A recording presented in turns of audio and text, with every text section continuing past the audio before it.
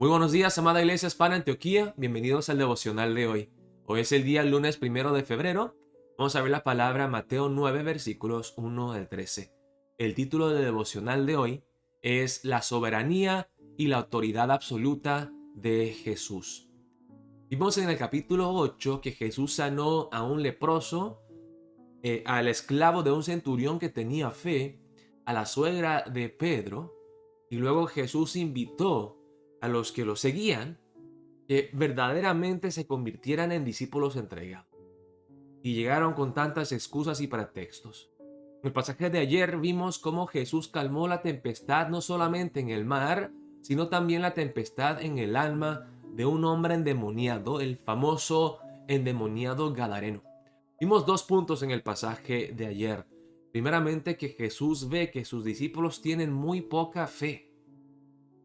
La única razón por la que Jesús critica a sus discípulos no es porque no sean tan inteligentes, es porque no le creen a Dios, porque tienen muy poca fe. Y luego cuando ve la reacción del pueblo al ver la liberación de este hombre endemoniado, vemos cuán triste, cuán egocéntrico es el hombre, porque le piden a Jesús, váyase de aquí, en vez de decir, gloria a Dios, aleluya, quédate con nosotros a enseñarnos un poco más.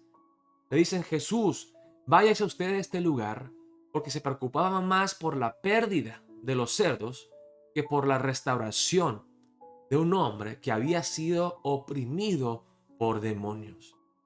Seguimos en el pasaje de hoy, empezando en el versículo 1, y vamos a ver la autoridad absoluta de Jesús sobre la enfermedad y sobre los pecadores. Dice aquí, Jesús sana a un paralítico. Entonces, entrando Jesús en la barca, pasó al otro lado y vino a su ciudad. Y sucedió que le trajeron un paralítico, tendido sobre una cama, y al ver Jesús la fe de ellos, dijo al paralítico, ten ánimo, hijo, tus pecados te son perdonados. Entonces vemos un contraste entre la fe del leproso, de un centurión gentil, de unos amigos que tienen a un compañero paralítico, en comparación a la fe de los discípulos.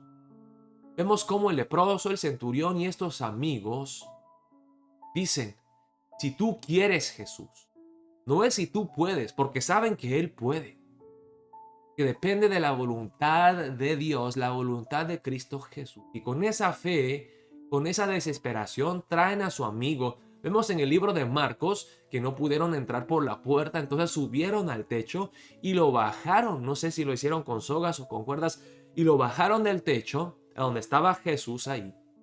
Y Jesús vio la fe de ellos y dijo al paralítico, y mire qué interesante las palabras de Jesús aquí, ten ánimo, hijo, tus pecados te son perdonados. No, Jesús, el problema que tiene nuestro amigo no es el pecado, es el parálisis. Sana su parálisis, por favor. Pero Jesús no dice eso, Jesús dice, tus pecados te son perdonados. Es como si llegáramos al hospital porque nos cortamos un dedo y luego que el doctor llegara y nos dijera, vamos a llevarlo a la sala de operación, nos lleva y luego empieza a abrirnos el corazón.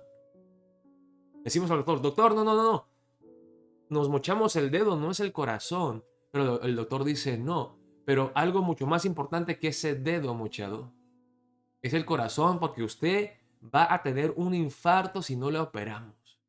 Y el doctor entonces se preocupa por lo más importante, por lo más urgente. Uno puede vivir sin un dedo, pero no puede vivir sin el corazón. Y Jesús, siendo omnisciente, ve a este hombre y le está diciendo a todo el mundo, los que están ahí, lo más importante no es lo físico, es lo espiritual. Que tú puedes vivir toda una vida paralítico, pero lo importante no es esta vida, sino es la vida venidera. No quiero que te pierdas eternamente. Tus pecados te son perdonados. Y miren cómo reaccionan los religiosos. Entienden lo que Jesús está diciendo.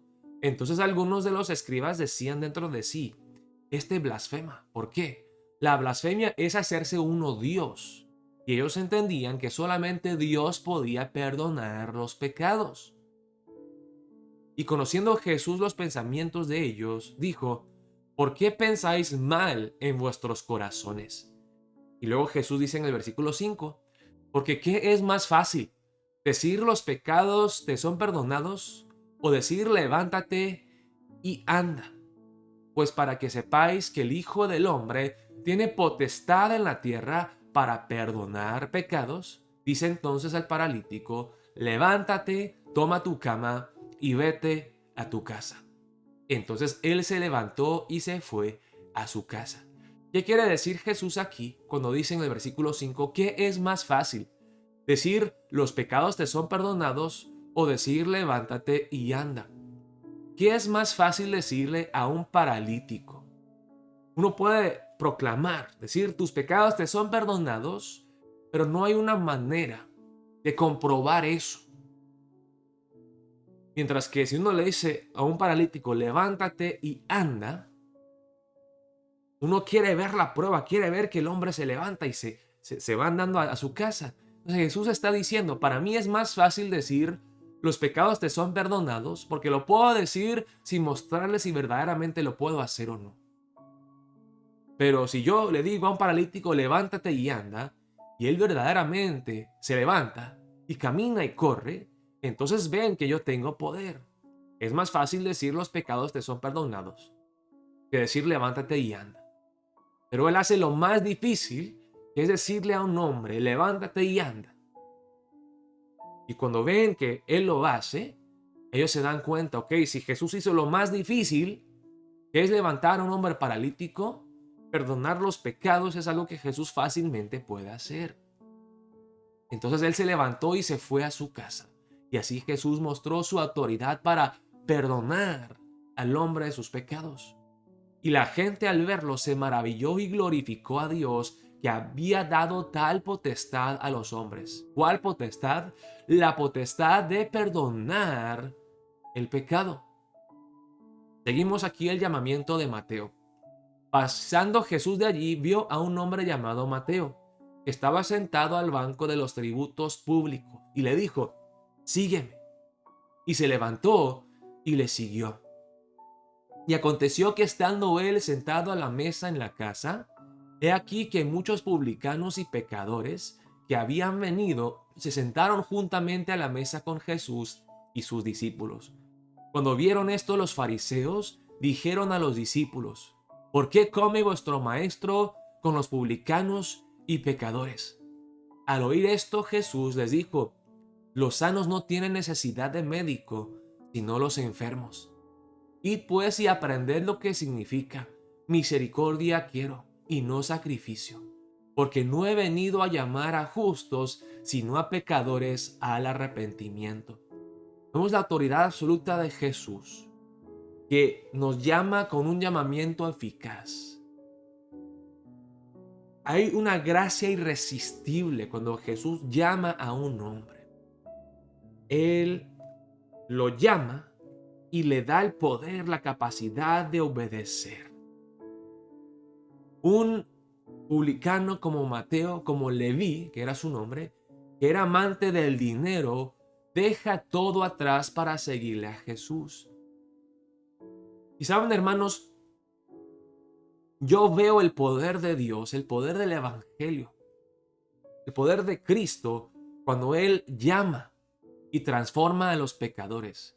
Es un milagro mucho más grande ver a un pecador arrepentirse y seguir a Cristo que ver al mar rojo partirse en la mitad o ver cómo Dios creó el sol con el poder de su palabra.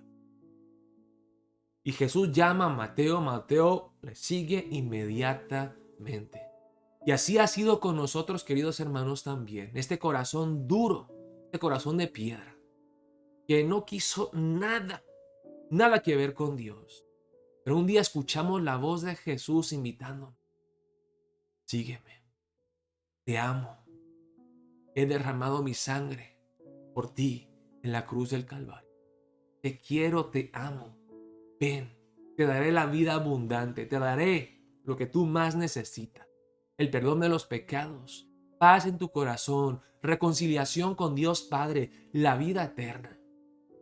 Y nosotros también, en algún momento de nuestras vidas, decimos, sí Señor, heme aquí, te seguiré. Y qué interesante, hermanos, que en el reino de Dios todo es al revés. El paralítico es sano, mientras que los religiosos muestran su parálisis espiritual. Vemos a un publicano pecador que sigue a Jesús y se vuelve uno de sus discípulos más entregados. Jesús es soberano. Él tiene la autoridad absoluta para hacer como a Él le place, para llamar a los pecadores a la salvación, para sanar a los paralíticos y perdonarles sus pecados. Para empezar el día de hoy, oremos así.